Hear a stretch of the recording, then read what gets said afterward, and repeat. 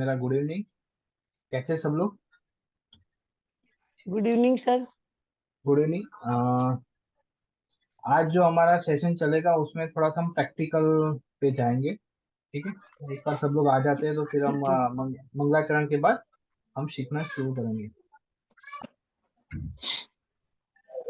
तुंड महाकाय, सूर्यकोटि समप्रभ, निर्विघ्नं कुरु मे देव, सर्वकार्यसु सर्वदा।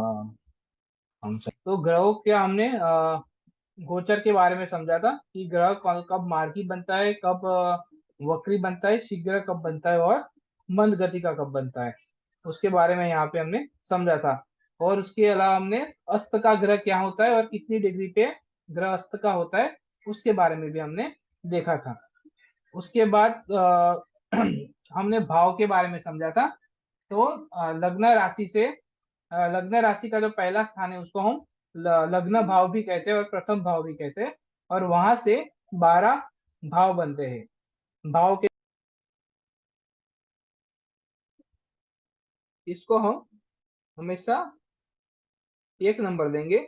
इसको भाव में ये 2 नंबर का भाव है, ये 3 नंबर का है, ये 4, ये 5, 6 नंबर का, ये 7, ये 8, ये 9 नंबर का भाव, 10 नंबर का भाव, 11 नंबर का भाव और ये 12 नंबर का भाव।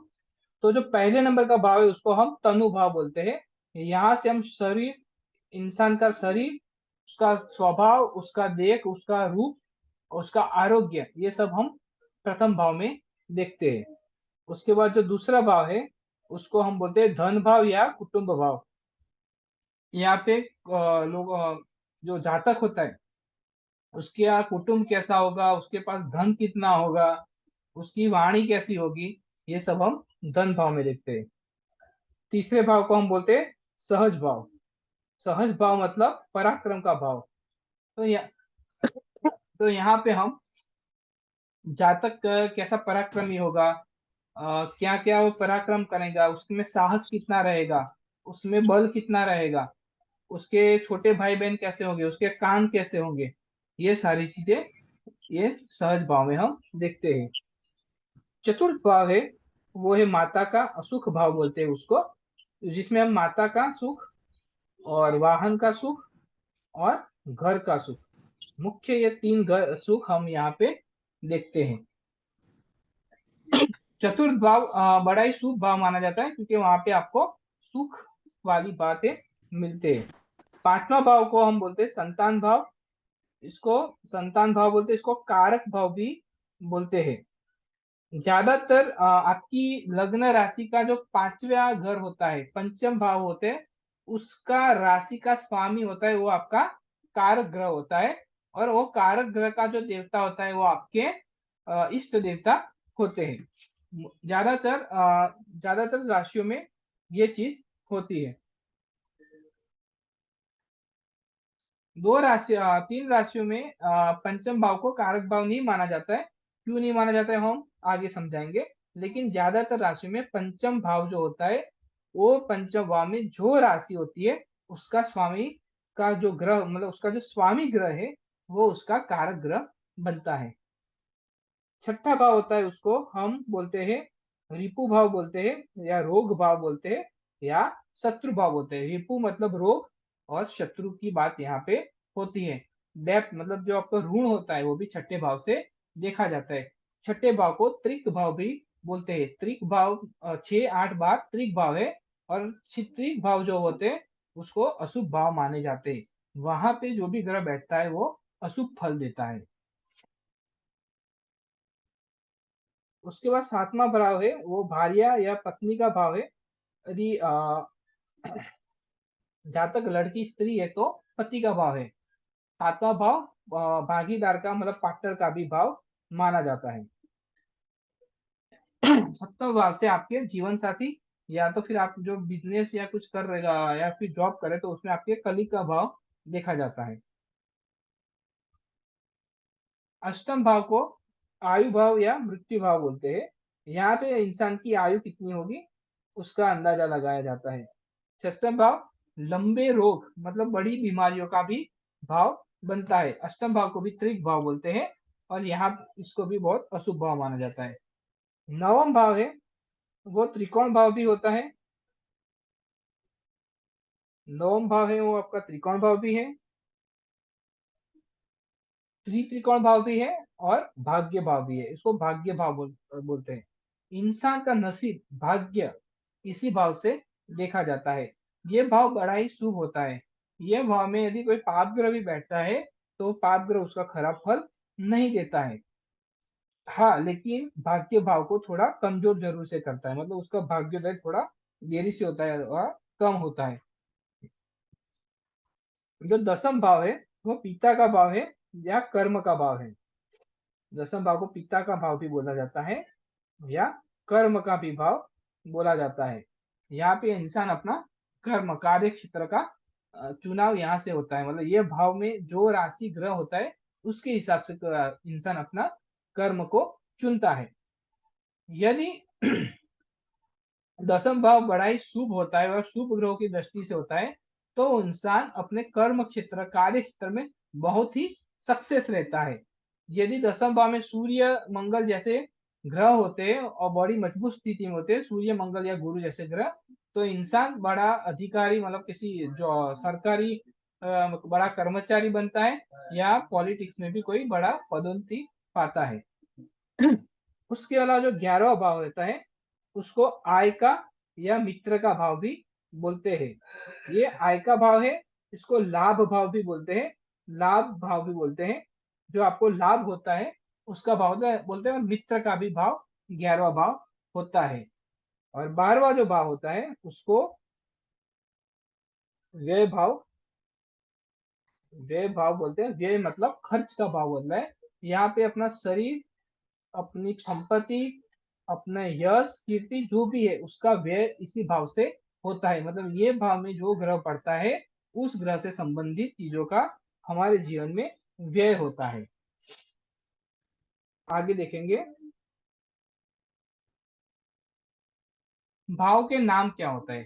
तो जैसे इसके अंदर जो 1 नंबर का भाव है, 4 नंबर का भाव है, 7 नंबर का भाव है और 10 नंबर का भाव है, ये चारों भाव को हम केंद्र भाव बोलते हैं। केंद्र का मतलब होता है सेंटर, मतलब कि यहाँ पे ग्रह केंद्र में आते हैं। केंद्र भाव बड़ा मजबूत भाव माना जाता है। उसके बाद फिर से 1 नंबर का भाव,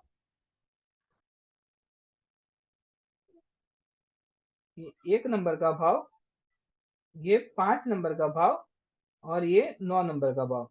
ये तीनों भाव को त्रिकोण भाव कहते हैं। क्यों? क्योंकि ये तीनों भाव को जोड़ते हैं तो त्रिकोण आकार एक त्रिकोण बनता है। ठीक है। उसके बाद उसके बाद ये जो नवम भाव है इसको त्रिकोण भाव बोला जाता है। नवम भाव को त्रिकोण भाव बोला जाता है।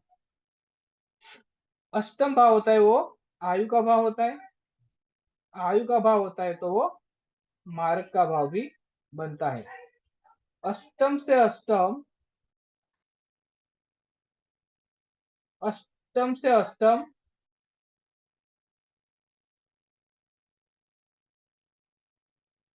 अष्टम से अष्टम मार्ग भाव बनता है। और अष्टम से सप्तम भाव है उसको भी मार्ग भाव कहते हैं।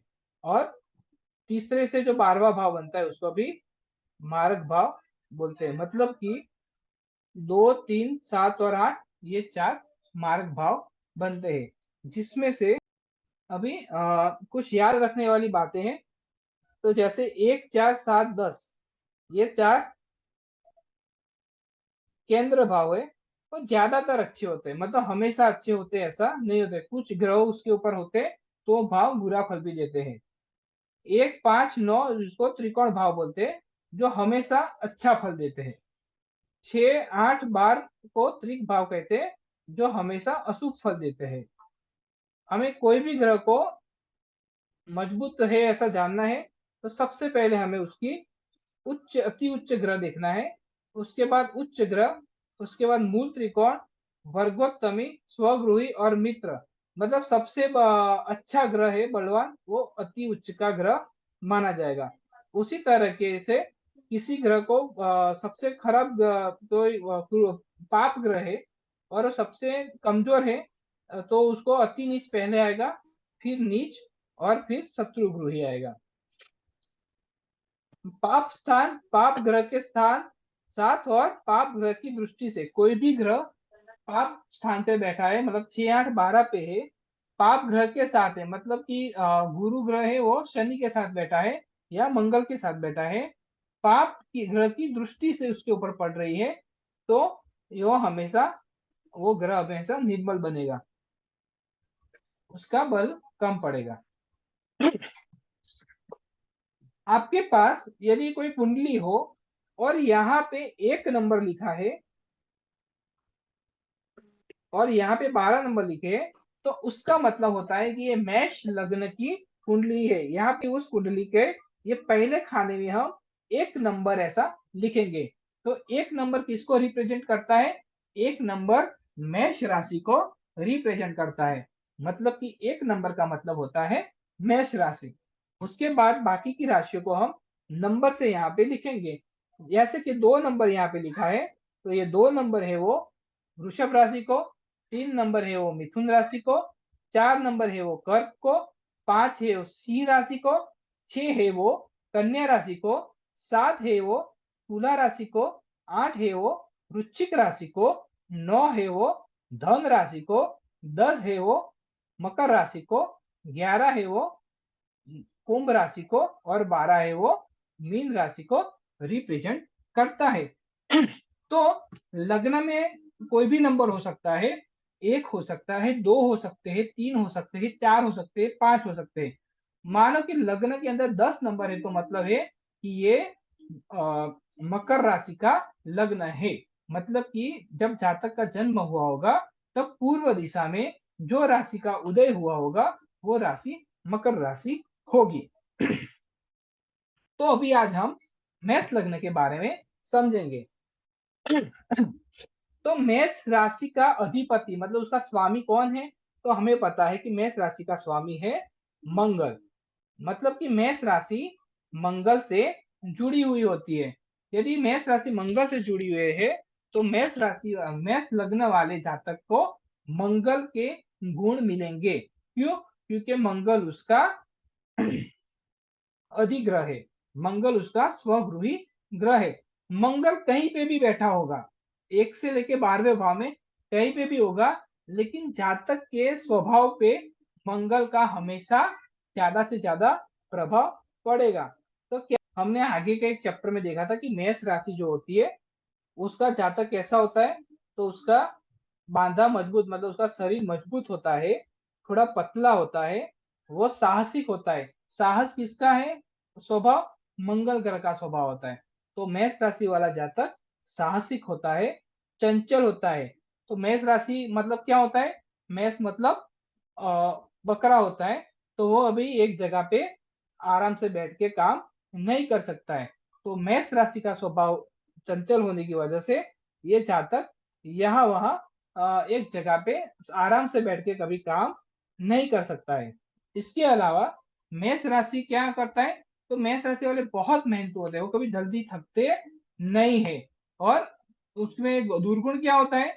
तो वो अपनी बातों पे अड़ग नहीं रह पाते, बार बार अपनी बातें बदल देते और अपना स्वभाव को जल्दी गर्म कर लेते हैं। इसके अलावा पीली नेत्रों वाला, पीत प्रकृति वाला, और चंचल, और कमल के पत्ते जैसे रंग वाला, और कुटिल मनोवृत्ति वाला, मतलब कि वो नई नई अपने मन में योजनाएं बनाता है। तो अभी हम ये अपनी लग्न राशि के तरफ जाएंगे। तो मेष लग्न की जो एक कुंडली है, इसमें मेष लग्न का अधिपति मंगल होता है। तो ये जो जातक के शरीर और उसके स्वभाव पे मंगल के गुण ज्यादा देखने को मिलते हैं। ये मेष लग्न वाले जातक के अंदर जो शुभ राशि जो बनती है, वो गुरु, सूर्य और मंगल बनते हैं। मतलब कि गुरु, सूर्य और मंगल यदि अच्छे भाव में बैठे, मंगल तो किसी भी भाव में बैठा होगा, जातक के लिए अच्छा फल देगा। लेकिन गुरु और सूर्य यदि त्रिक भाव के सिवा मतलब 6, 8, 12 की सेवा किसी भी जगह पे अच्छी जगह पे बैठे होगे तो जातक को हमेशा वो अच्छा फल देते हैं। बुध और शुक्र जातक को अच्छा फल नहीं देते हैं। क्यों नहीं देते हैं? तो मंगल का बुध और शुक्र से शत्रुता भी है। और यहाँ पे बुध है वो यहाँ पे छठे भाव को रिप्रेजेंट करता है, और शुक्र है वो यहाँ पे सातवें भाव को रिप्रेजेंट करता है। सातवां भाव मारक का होता है, मतलब कि अशुभ भाव भी माना जाता है। हालांकि सातवां भाव आपकी जीवन साथी का भी भाव होता है। तो इसलिए शुक्र, लेकिन मेष लग्न के लिए सप्तम भाव जो होता है उसको हम अशुभ मानते हैं। शनि जो होता है वो मंगल के लिए सम राशि है, ना शत्रु है ना मित्र है। तो शनि का जो भी फल होता है वो मेष लग्न वाले को ना ज्यादा अच्छा मिलता है ना ज्यादा बुरा मिलता है। मतलब शनि जिस भाव में बैठा है, जैसे भाव में बैठा है, उस हिसाब से वो फल देता है।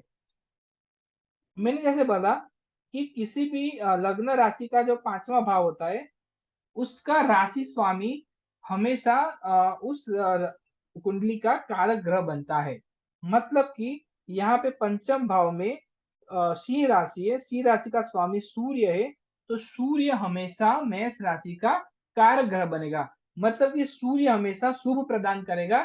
सूर्य से जुड़ी हुई सारी चीजें जातक को मिलेगी। जैसे कि सूर्य से क्या जुड़ा है? आरोग्य सूर्य से जुड़ा हुआ है, चिकित्सा सूर्य से जुड़ा है, प्रभाव प्रतिभा सूर्य से जुड़ी हुई है, आक्रामकता सूर्य से जुड़ी हुई है। तो ये सारी चीजें जातक को, सूर्य से जुड़ी हुई सारी चीजें जातक को मिलेगी। मेष लग्न में यदि सूर्य शुभ स्थान में है, शुभ स्थान में है मतलब 6, 8 और 12 को छोड़ के 6, 8, 12 और कभी कभी 7, ये 4 स्थान को छोड़ के किसी भी स्थान में सूर्य है तो वो जातक को बहुत ही फलदायी होता है। वो जातक को मान देता है, प्रतिष्ठा देता है, संतान देता है, सुख देता है, लंबा आयुष्य देता है, आरोग्य देता है। और ज्यादातर जातक डॉक्टर जैसे चिकित्सक के व्यवसाय में यदि सूर्य सी राशि में, ये राशि में सूर्य यहाँ पे होता है, ये लग्न में सूर्य 10वें भाव पे होता है, तो जातक का डॉक्टर जैसे चिकित्सक जैसे व्यवसाय को अपनाता है, या फिर वो पॉलिटिशियन भी बनता है, मतलब बहुत बड़ा नेता भी बन सकता है। दूसरा चंद्र, चंद्र कर्क का स्वामी है और कर्क 4 नंबर यहाँ पे सुख भाव में बैठता है। तो सुख भाव में जब चंद्र बैठता है तो जातक बहुत ही सुख कारक होता है, उसको माता मकान और वाहन का सुख अच्छा मिलता है। यहाँ पे भी यही कंडीशन है कि चंद्र 6, 8 और 12वें भाव पे होना नहीं चाहिए। इसके अलावा किसी भी भाव पे होगा, बली होगा, तो जातक को अच्छा सुख जरूर से देगा। मंगल, अभी मंगल क्या है? तो मंगल तो स्वामी है, तो जातक के लिए मंगल ग्रह काफी विशेष रहेगा। इसके अलावा क्या है? वृश्चिक राशि का स्वामी भी मंगल है। तो जब कोई भी ग्रह लग्न का स्वामी होता है, वही ग्रह त्रिक भाव का भी स्वामी बनता है। ये बात जरा ध्यान से समझ लेना, कहीं पे नोट करनी है तो कर लेना। लग्न का स्वामी होता है मतलब कि यहाँ पे लग्न राशि कौन सी है? मेष राशि है। मेष राशि का स्वामी कौन बनेगा? मंगल बनेगा। तो यदि कोई लग्न का स्वामी होता है, उसकी दूसरी राशि यदि त्रिक भाव में भी है, मतलब कि 6, 8 और 12वें भाव में भी होती है, तो भी वो राशि वो त्रिक भाव में अशुभ फल नहीं देगी। वो ग्रह वो त्रिक भाव में अशुभ फल नहीं देगा। मतलब कि मंगल है वो लग्न का स्वामी है, तो अष्टम भाव में भी कभी अशुभ फल नहीं देगा। तो इसके हिसाब से हम क्या बोलेंगे? अष्टम भाव का स्वामी होने की वजह से अष्टमेश का दोष लगता नहीं है। ठीक है। और अष्टम में का दोष नहीं लगता है, तो मंगल क्या देता है? तो अष्टम भाव किसके लिए है? आयुष्य के लिए है। तो मंगल अच्छा आयुष्य प्रदान करता है, भूमि प्रदान करता है। और मंगल मंगल का जो होता है मेष राशि का मंगल यदि 10वें स्थान में है, तो आदमी को जैसे मैंने बोला चिकित्सक बनेगा, पॉलिटिशियन बनेगा। उसके अलावा वो लश्कर या पुलिस जैसी जगहों पे भी काम कर सकता है। मंगल का जैसे हमने राशि चक्र देखा था, सॉरी मैत्री मैत्री का जो कोष्टक देखा था, उसमें बुध से उसकी बनती नहीं है। तो बुध होता है वो मेष राशि में अशुभ फल देता है। बुध क्या करता है, बुध छठे भाव का स्वामी है। यहाँ पे देखो, यहाँ पे छठा त्रिक भाव का स्वामी बनता है। और छठा भाव किसका भाव होता है, छठा भाव होता है शत्रु का भाव होता है। और बुध किसका कारक होता है, बुध वाणी का कारक होता है। तो मेष राशि वाले जातक को बुध हमेशा ज्यादातर अशुभ फल देता है। बुध क्या करता है, जातक की जीवा जो होती है वो कड़वी ऐसी करते हैं कि उसके शत्रु अपने आप बढ़ जाते हैं। मतलब मेष राशि वाले का बुध यदि अच्छा नहीं है, अच्छे स्थान पे नहीं है, तो क्या होगा कि कहीं ना कहीं वो किसी ना किसी से लड़ाई झगड़ा करके आ जाएगा। वैसे भी मेष राशि वाले लोग आक्रामक तो होते हैं, लेकिन जब उसका बुध बहुत अशुभ होता है तो अपने दुश्मने बढ़ाते रहते हैं। मेष लग्न वालों को ना तो गुरु कोई अच्छा फल देता है, ना तो कोई बुरा देता है। वो अपने जो स्थान है उसके हिसाब से फल देता है। वैसे भी गुरु हमेशा ज्यादातर कभी कोई बुरा फल नहीं देता है, वो हमेशा अच्छा ही फल देता है। नो मेष राशि में जब वो गुरु अपने भाग्य का कारक बनता है, मेष लग्न वालों के लिए गुरु जो होता है उसके भाग्य का कारक बनता है। तो ऐसे में गुरु मेष लग्न में बुरा फल नहीं देता है। शुक्र होता है वो मेष लग्न के लिए हमेशा ज्यादातर शुक्र जो होता है वो मेष लग्न में अशुभ फल देता है, या तो अच्छा फल नहीं देता है। क्यों, तो शुक्र इसके बिल्कुल सामने यहाँ पे बैठा, उसका जो स्वामी है राशि होता है वो या तो कौटुंब होता है या तो सप्तम होता है। मतलब कि शुक्र मेष राशि वाला जो जातक होता है वो स्वभाव से ही पराक्रमी होता है, मतलब किसी की बात मानने वाला नहीं होता है। तो ये ना तो वो कभी कुटुंब से जुड़ा हुआ रहता है ज्यादातर, या तो वो ना तो अपनी पत्नी या अपने भागीदारों से जुड़ा हुआ रहता है। तो ऐसे में संघर्ष, कौटुंबिक और वो पति पत्नी के बीच में संघर्ष होने की संभावना ज्यादा बढ़ जाते हैं। तो ऐसे में उनके रिश्ते थोड़े अच्छे नहीं रहते, ऐसा मेष लग्न वालों में ज्यादातर देखा गया है।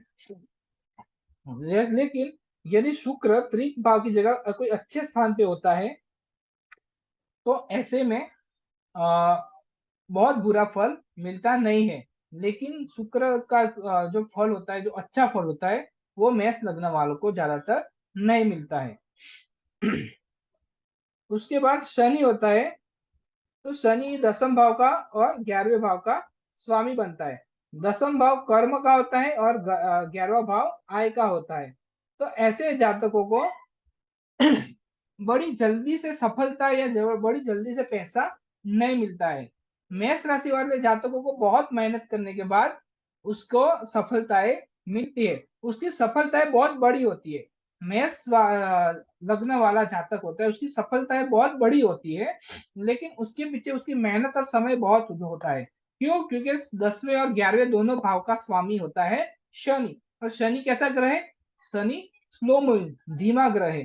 तो धीरे धीरे आपको सफलता देगा, लेकिन जो भी देगा वो बहुत ही मजबूत देगा, बहुत ही अच्छी देगा। देखिए जैसे कि मेष राशि से जुड़े हुए लोग जैसे देखा कि जैसे कि एग्जांपल देता हूँ कि चिकित्सक बनते हैं।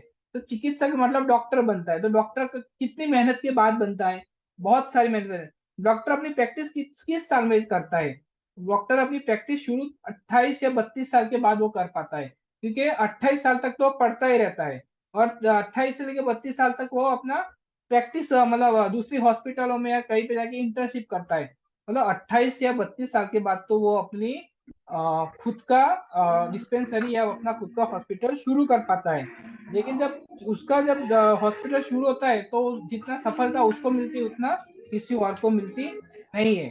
तो ये एक एग्जाम्पल है। ऐसा एग्जाम्पल आप पॉलिटिक्स के साथ ले सकते हैं कि पॉलिटिक्स से जुड़े हुए लोग होते हैं, वो अपनी आधी जिंदगी पॉलिटिक्स में कर देते हैं, तब जाके उनको कोई अच्छा पद या प्रतिष्ठा मिलता है।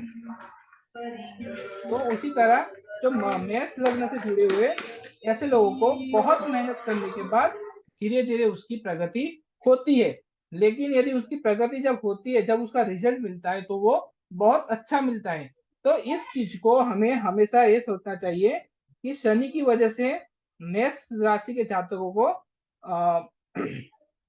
प्रगति तो धीमी मिलती है, लेकिन जो मिलता है वो बहुत अच्छा मिलता है। तो उसको ऐसे पॉजिटिव भी हमें लेना चाहिए। अभी जो कुछ योग बनते हैं उसके बारे में थोड़ा समझाऊंगा। सूर्य और मंगल, सूर्य और मंगल यदि लग्न भाव में है तो ये राजयोग बनता है। मतलब सूर्य और मंगल, और इसमें मंगल अस्त का ना हो और सूर्य मंगल एक दूसरे के साथ जुड़ा हुआ है, तो यहाँ पे राजयोग बनता है। ऐसा जातक काफी सुखी होता है और जीवन में बहुत सारी चीजें पाता है। दूसरा होता है यदि मंगल मंगल मंगल दूसरे, 10वें या 11वें भाव में है और उसके साथ सूर्य और बुध है, तो ऐसे जातक को चिकित्सक बनने के योग, मतलब डॉक्टर बनने के योग बहुत ही ज्यादा होते हैं। उसके अलावा शुक्र और गुरु, वैसे तो शुक्र मेष लग्न वालों के लिए शुभ फलदायी नहीं होता है, लेकिन जैसे कि मैंने बोला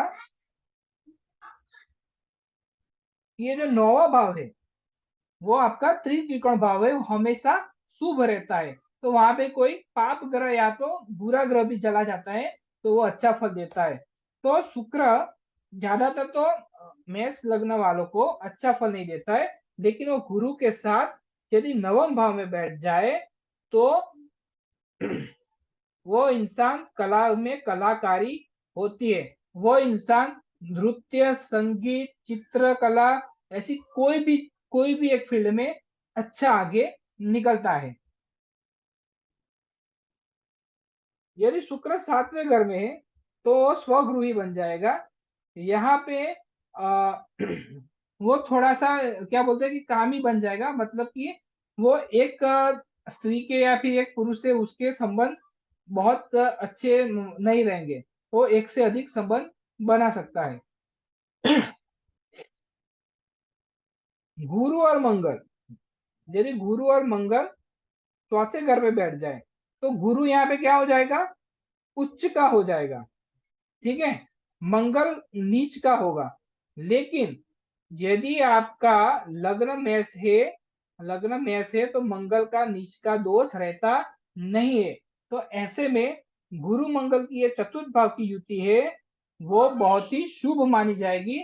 ऐसा जातक बहुत ही सुखी होगा, घर गाड़ी और माता के सुख से वो युक्त रहेगा।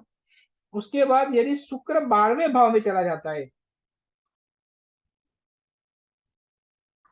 शुक्र यदि 12वें भाव में चला जाता है, त्रिक भाव में चला जाता है, तो वो मेष मंगल राशि को शुभ फल दे देता है। शुभ फल क्यों? ज्यादातर शुक्र मेष लग्न में अच्छा फल नहीं देता है, लेकिन जब वो 12वें भाव में जाता है तो 12वां भाव किसका भाव है? व्यय का भाव है, खर्चे का भाव है, भोग विलास का भाव है। तो जब वहां पे शुक्र जाता है तो वो उसकी त्रिक भाव में पड़ता है। बुरा ग्रह जब त्रिक भाव में पड़ता है तब वो थोड़ा सा शुभ फल, मतलब अच्छा फल देना शुरू करता है।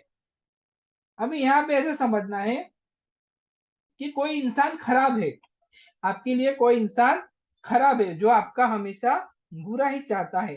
यदि ऐसा इंसान आपका कोई अच्छा तो ना करे लेकिन आपका बुरा भी ना करे, तो वो आपके लिए तो अच्छा ही है। इसी तरह शुक्र यदि आपका कुछ बुरा नहीं कर रहा है, मतलब शुक्र यदि मेष लग्न वालों का यदि कुछ बुरा नहीं कर रहा है, लेकिन वो कुछ वो कुछ मतलब कोई अच्छा नहीं कर रहा है लेकिन कुछ बुरा भी नहीं कर रहा है, तो वो उस लग्न के लिए वहां पे वो शुभ माना जाएगा। मतलब कि शुक्र जो है वो मेष लग्न के लिए वैसे तो बुरा होता है, अशुभ फल देता है, लेकिन जब वो 12वें व्यय भाव में बैठता है तब वो अशुभ फल नहीं देता है। तो उस शुक्र के अशुभ फल न देने की वजह से वो मेष राशि के लिए अच्छा माना जाएगा। तो इसको इस तरीके से हमें समझना है। इसके अलावा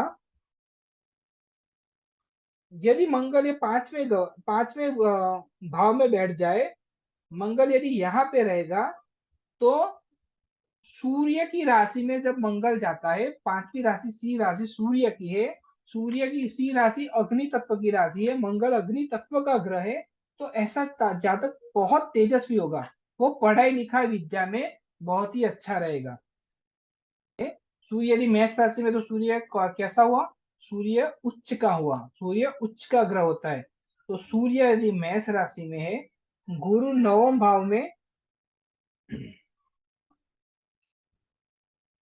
अपने स्वगृही पर है, और शनि है वो दसम भाव में है, माफ करना मंगल है वो दसम भाव में है।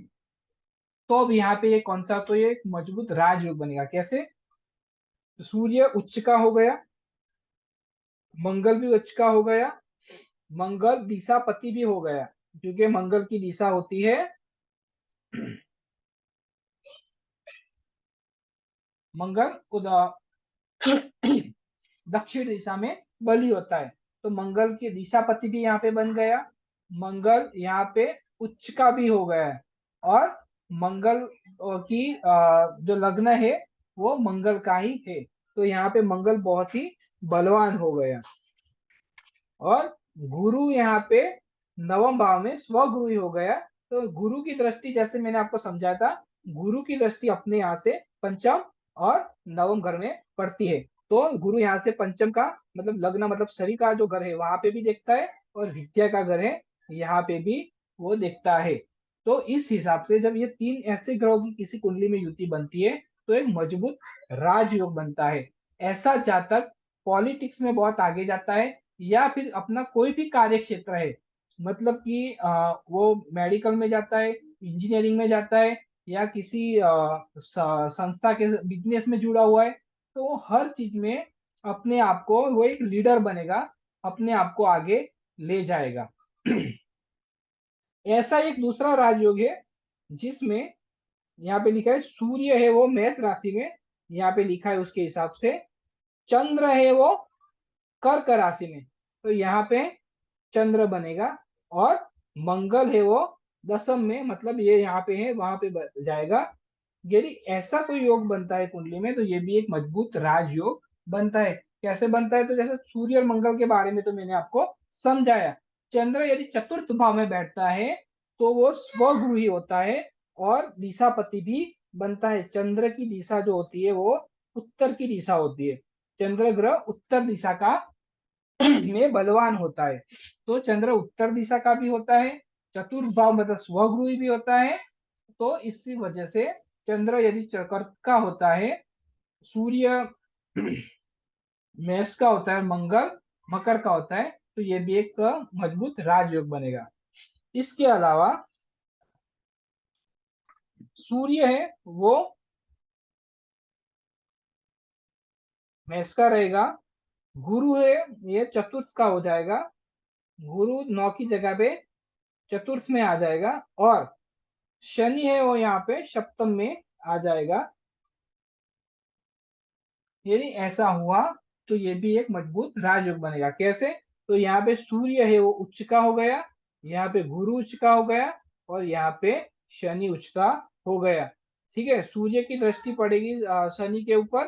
तो यहाँ पे एक योग बनता है, संघर्ष योग बनता है, जिसको ज्यादातर लोग शुभ नहीं मानते हैं, लेकिन मेष राशि में ये योग बहुत ही शुभ बनता है। जातक को जीवन में संघर्ष बहुत हो गए, वो कभी निराश से बैठेगा नहीं, लेकिन वो हमेशा सफलता पाएगा। इसके अलावा सूर्य यदि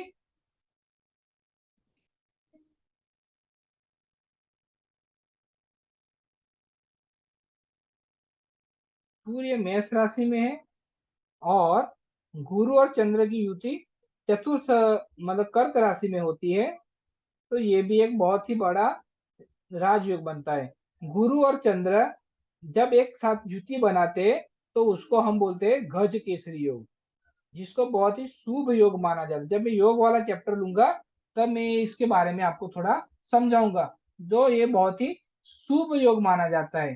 तो गज केसरी योग चतुर्थ भाव में बनता है और लग्न भाव में सूर्य उच्च का होता है, तो ये भी एक बहुत बड़ा राजयोग बनता है। इसके अलावा यदि चंद्र नहीं है लेकिन सूर्य, सूर्य और गुरु का भी ऐसे 1 और 4 नंबर में होता है, तो भी इसको राजयोग बोलते हैं। और मंगल यदि 1 नंबर में है और गुरु 4 नंबर में है तो भी एक राजयोग बनता है। तो ये कुछ योग थे जो बहुत ही अच्छे मेष लग्न वालों के लिए बनते हैं। अभी हम कुंडली पे जाएंगे किसी की और देखेंगे कि उसमें कौन कौन से योग बनते हैं।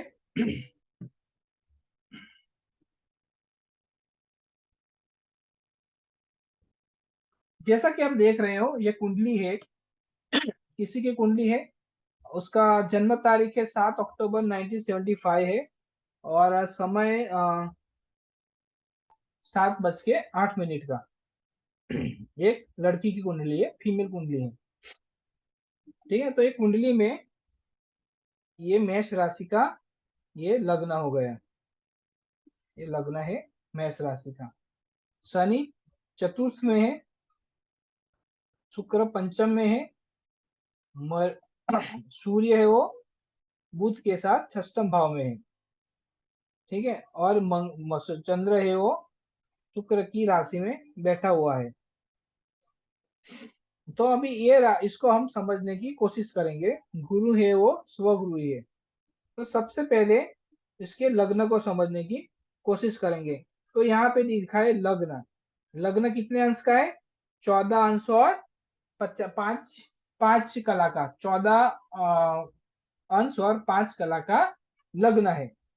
तो 14 अंश और 5 कला का जो भी लग्न होता है उस लग्न को मजबूत लग्न माना जाएगा। क्यों? क्योंकि मैंने एक आपको समझाया था, 0 से लेकर 6 डिग्री तक बाल्यावस्था, 6 से 12 तक कुमारावस्था और 12 से 18 तक युवावस्था। तो लग्न युवावस्था में, तो मेष लग्न बहुत ही मजबूत है। मेष लग्न का कारक कौन है? मंगल। मंगल मतलब मार्स। मार्स बैठा है अपने 3 नंबर के घर में। ये 3 नंबर का जो हाउस होता है वो इसको हम क्या बोलते हैं? सहज। सहज मतलब कि पराक्रम। पराक्रम मतलब कि ये जो 3 नंबर का घर है उसका अधिपति होता है मंगल। मंगल मेष राशि का स्वामी होता है, वृश्चिक राशि का स्वामी होता है। उसी तरह तीसरे भाव का भी वो स्वामी होता है। तो लग्न में मंगल मजबूत है और यहाँ पे उसके जो घर में बैठा है वहां पे भी मंगल मजबूत है। मंगल मंगल यहाँ पे कम,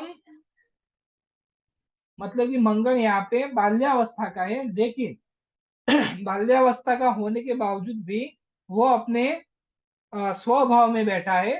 स्वभाव में बैठा है और उसका लग्न जो है मेष राशि है, इसकी वजह से मंगल को हम यहाँ पे मजबूत मानेंगे। और यहाँ पे सारे मंगल के गुण यहाँ पे मिलेगा। तो जातक सबसे पहले तो मंगल का आया, तो मंगल का जातक कैसा होगा? तो जातक साहसिक होगा।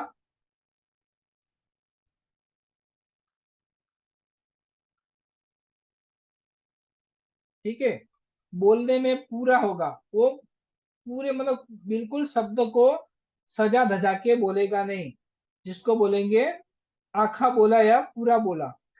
बोलने में वो पूरा होगा। वो देखेगा भी नहीं आजू बाजू में मेरा कौन बैठा है, सामने कौन बैठा है, कुछ नहीं देखेगा, बोल देगा, उसके मन में जो आएगा वो बोल देगा। ऐसा जातक अपने स्वभाव से उग्र होता है और चंचल भी होता है। ठीक है, इसके अलावा ये जातक अपने छोटे भाई बहन को बहुत ही प्यार करते हैं। छोटे भाई बहन को वे बहुत ही प्यार करते हैं। ठीक है, तो ये उसका लग्न का स्वभाव है। तो जैसे भी आपकी ये लग्न की कुंडली है, आप सबसे पहले उसका लग्न देखें, और लग्न का जो मुख्य ग्रह है, जो मुख्य स्वामी ग्रह है, उसकी पोजीशन देखें, तो उसके हिसाब से जातक का शरीर और स्वभाव आएगा। मेष लग्न का जातक है, जैसे हमने बोला, मजबूत शरीर का होगा, थोड़ा पतला होगा, और मध्यम कद का, बहुत लंबा नहीं, ऐसे मध्यम कद का जातक होगा। यहाँ पे जातक स्त्री है, जैसे मैंने ऊपर लिखा हुआ है। अभी उसका सबसे पहले हम सूर्य के बारे में देखेंगे। तो सूर्य मेष राशि में कारक ग्रह बनता है, लेकिन यहाँ पे छठे स्थान पे है, और छठे स्थान पे सूर्य है 20 डिग्री का।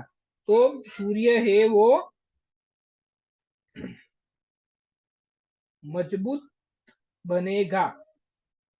सूर्य यहाँ पे त्रिक भाव का होने के बावजूद भी मजबूत अवस्था में है। क्यों? क्योंकि छठा घर है वो त्रिक भाव है, लेकिन सूर्य है वो इस लग्न, एक कुंडली का कारक ग्रह है। जो कारक ग्रह होता है वो हमेशा शुभ फल देता है। वो कभी भी कारक ग्रह यदि त्रिक भाव में भी बैठा हो तो वो अशुभ फल तो नहीं देता है। तो सूर्य यहाँ पे उसका कारक ग्रह होने की वजह से सूर्य यहाँ पे अच्छा माना गया। दूसरा, सूर्य कन्या राशि में है।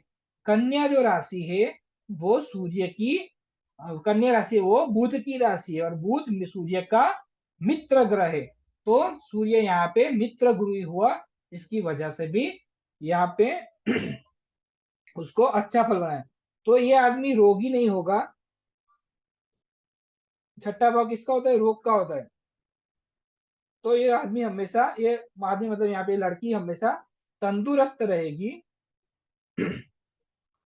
अपने शत्रुओं से यह अपने शत्रुओं से हमेशा लड़ती झगड़ती रहेगी और जीतती रहेगी। लेकिन मैंने क्या बोला था, जब मैच लगने वालों का बूथ हमेशा थोड़ा खराब होता है, तो लड़ते झगड़ती रहेगी, तो वो कुछ भी बोल देगी, कुछ भी अनाप शनाप बोलेगी, उसकी वजह से उसके दुश्मन बहुत सारे हो गए। तो यहाँ पे दुश्मन यहाँ पे बढ़ जाएंगे, उसके दुश्मन बढ़ जाएंगे।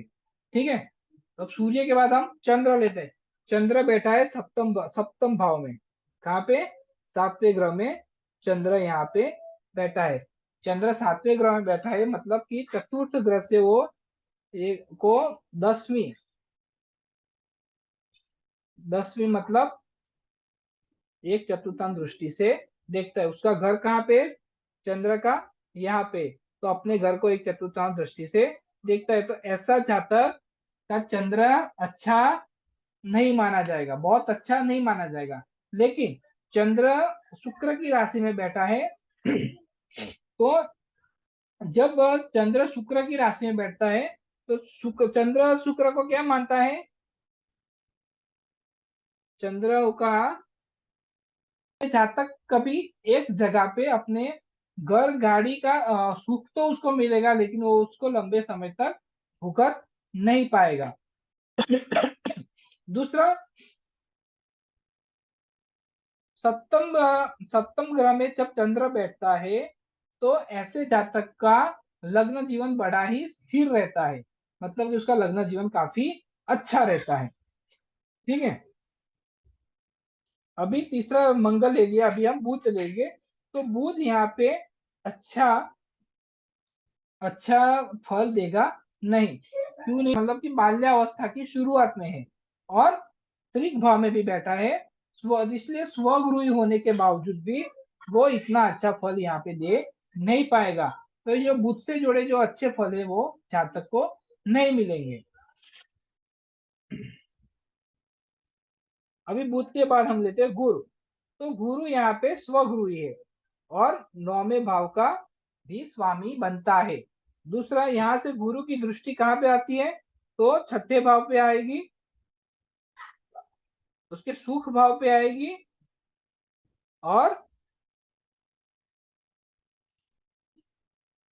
और इसके मतलब आयु भाव पे भी आएगी। तो गुरु का जब दृष्टि आयु भाव पे पड़ती है, तो जातक की आयु बढ़ा देती है, सुख भाव में पड़ती है तो उसका सुख भी बढ़ा देती है। तो यहाँ पे गुरु 12वें भाव पे होने की वजह से जातक खर्चीला रहेगा, लेकिन वो जितना भी खर्चा करेगा उतना वो मैनेज कर लेगा। मतलब कि वो कभी डेप्थ में नहीं रहेगा, उसके पास उतने पैसे, वो लाख खर्चा करेगा तो उसके पास लाख रुपया आ जाएगा, करोड़ खर्चा करेगा तो उसके पास करोड़ रुपया आ जाएगा, जितना खर्चेगा उतना उसके पास आ जाएगा। उसके पास गाड़ी का, घर का सुख अच्छा रहेगा। चंद्र से गाड़ी और घर का सुख अच्छा मिलता नहीं है, लेकिन चंद्र से तो नहीं मिलेगा, लेकिन गुरु से उसको गाड़ी और घर का सुख अच्छा मिलेगा। उसके अलावा उसकी आयुष्य भी अच्छी रहेगी। उसके बाद हम शुक्र की बात करते हैं। शुक्र है वो कारक भाव में बैठा है, इसलिए वो अशुभ ग्रह होने के बावजूद भी काफी अच्छा फल देगा। कारक भाव पंचम भाव आपकी विद्या का भाव होता है और आपकी वाणी का भी भाव होता है। तो ऐसा जातक अच्छा बोल लेता है, अच्छा बोल लेता है, अच्छा अच्छी अच्छी बातें, मतलब जैसे हो गया कि हम बोलते हैं कि किसी स्पीच देना, भाषण करना, ये सब ये जातक अच्छा कर लेता है। उसके बाद शनि होता है वो चतुर्थ भाव में, सुख भाव में कभी भी पाप ग्रह बैठता है तो वो ज्यादातर अशुभ फल देता है।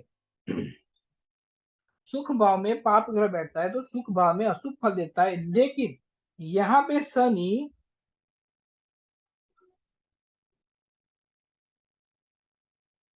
यहाँ पे जो शनि बैठा है वो अपने खुद के घर पे दृष्टि डाल रहा है, ठीक है, और अपने घर से वो सूर्य पे भी उसकी दृष्टि है और लग्न पे भी उसकी दृष्टि है, उसकी दृष्टि लग्न पे भी पड़ती है। तो यहाँ पे शनि चतुर्थ भाव में तो अपने भाव को कम कर रहा है, लेकिन उसके कर्म भाव, लग्न भाव और जातक के छठा भाव, मतलब कि जो शत्रु शत्रु भाव है, ये तीनों भाव को वो अच्छा कर देता है। तो यहाँ पे वो थोड़ा रिवर्स फल देता है। तो ये रिवर्स फल क्यों देता है उसके बारे में आपको एक आगे एक सूत्र है, वो आगे के चैप्टर में बताऊंगा, आपको नोट कर लेना तो कर लेना। लेकिन चतुर्थ भाव में शनि वैसे तो बुरा फल देना चाहिए, लेकिन मेष लग्न में चतुर्थ भाव में भी शनि अच्छा फल देता है। तो ये जातक का सुख भाव में हमेशा सुखी रहेगा, ये जातक हमेशा आपको सुखी दिखेगा, ठीक है। अभी गुरु जो है यहाँ पे आप देख सकते हैं, नवमांश चार्ट है, तो यहाँ पे गुरु बन रहा है वर्गोत्तमी। तो जैसे मैंने बोला कि गुरु 12वें भाव में है, लेकिन वो 9वां भाव का स्वामी है, तो पहले से तो अच्छा तो था, ऊपर से वो वर्गोत्तमी भी बनता है। तो गुरु एक बहुत ही मजबूत और बहुत ही बड़ा ग्रह इस कुंडली के लिए रहेगा। तो गुरु के फल उसको सबसे ज्यादा मिलेंगे, और गुरु चौथे में और 8वें में दृष्टि डालता है। इसी वजह से ये जातक ये जातक घर बार के लिए बहुत सुखी होगा और उसका आयुष्य भी काफी लंबा रहेगा और वो तंदुरुस्त भी रहेगा। तो ये जो कुंडली थी ये एक सेलिब्रिटी की कुंडली थी, आप जानते हो कि काजोल है जो हीरोइन है, उसकी कुंडली थी।